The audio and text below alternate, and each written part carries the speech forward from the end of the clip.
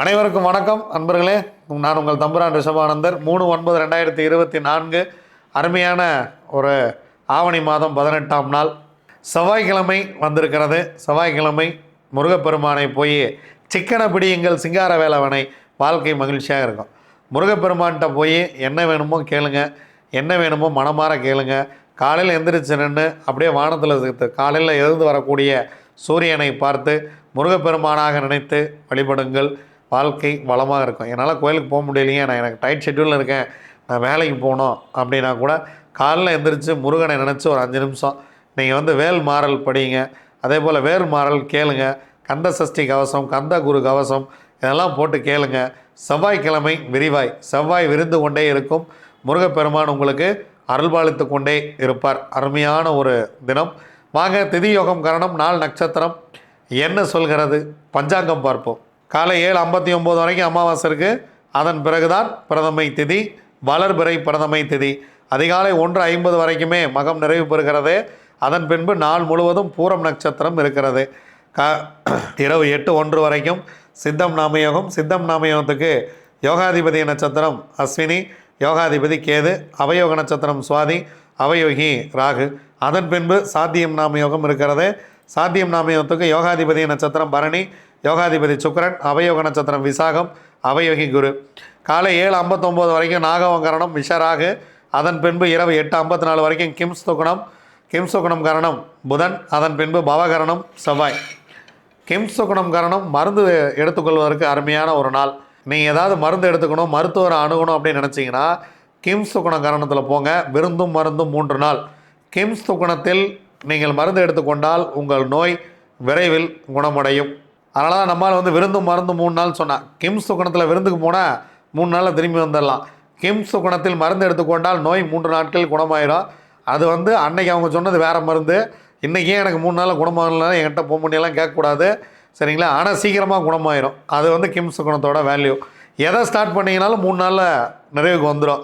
கிம்ஸ் சுகுணத்தில் நீங்கள் எந்த நல்ல வேலையுமே செய்யக்கூடாது.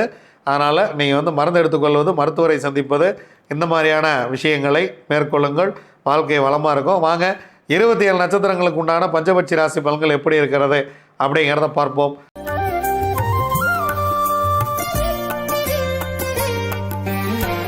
அஸ்வினி, பரணி, கார்த்திகை, ரோகிணி, மிருகசிரிசம் உங்களுடைய பக்ஷி வல்லூர். முதல் ஜாமம் உங்களுடைய பறவை ஊன் 75% வெற்றி. 2ஆம் ஜாமம் நடை 50% வெற்றி. 3ஆம் ஜாமம் சிறப்பாக இருக்கிறது. மதிய வேலையை பயன்படுத்தி கொள்ளுங்கள். 100% காரிய வெற்றி. ஏன்னா அடுத்த 3 ஜாமம் உங்களுக்கு ரொம்ப ரொம்ப சிறப்பாக இல்லை.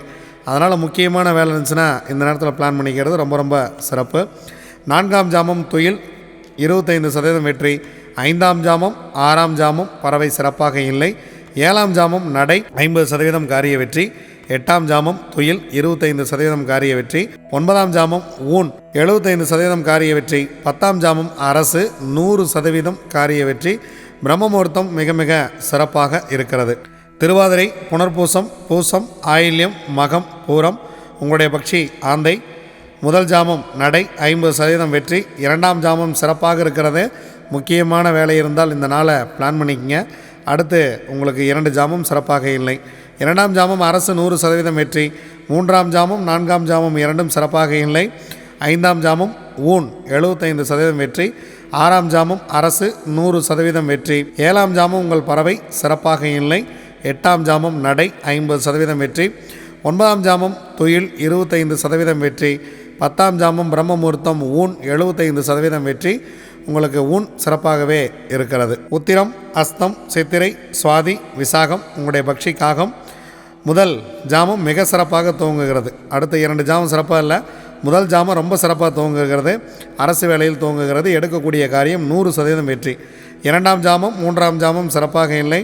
4ஆம் ஜாமம் ஊன் 75% காரிய வெற்றி.